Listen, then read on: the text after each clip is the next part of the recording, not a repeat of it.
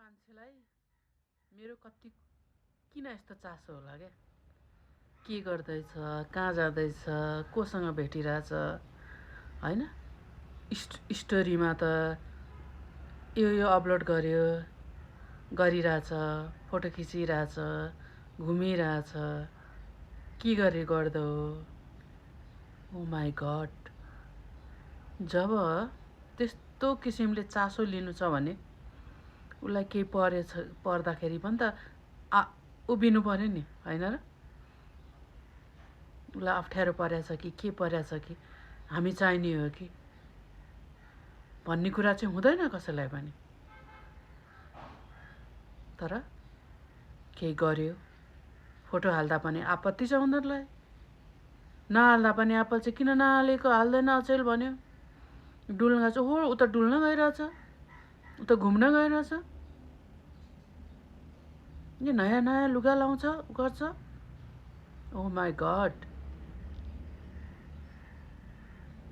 आफ्नो लाइफ हो, मान्छेको एक बार जुनी हो।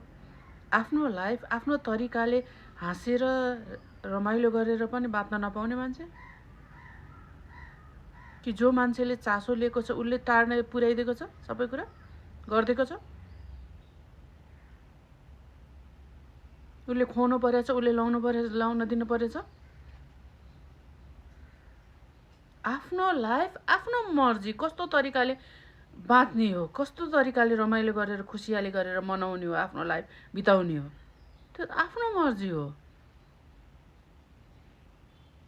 र उनीहरूले नै टिका टिप्पणी गरिरहेको हुन्छ। फेरि जो मान्छे चाहिँ पर्फेक्ट छैन, उनीहरू केही कुरामा पनि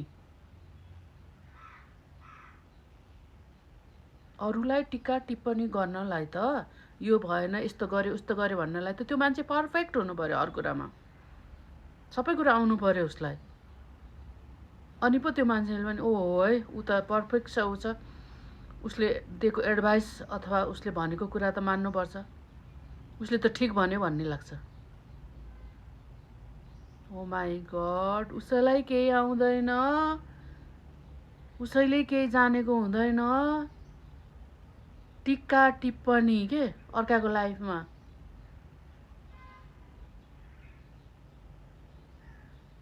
न केही पर्दाखेरि केही पर्यो भने आएर ल म छु नि है भन्ने छैन कोही पनि। फेरि म छु भन्ने उनीहरूलाई आँट पनि छैन भन्नलाई। त्यतिखेर पर हट्या हुन्छ सबैजना। केही भन्छ कि केही उ गर्छ कि केही सहयोग माग्छ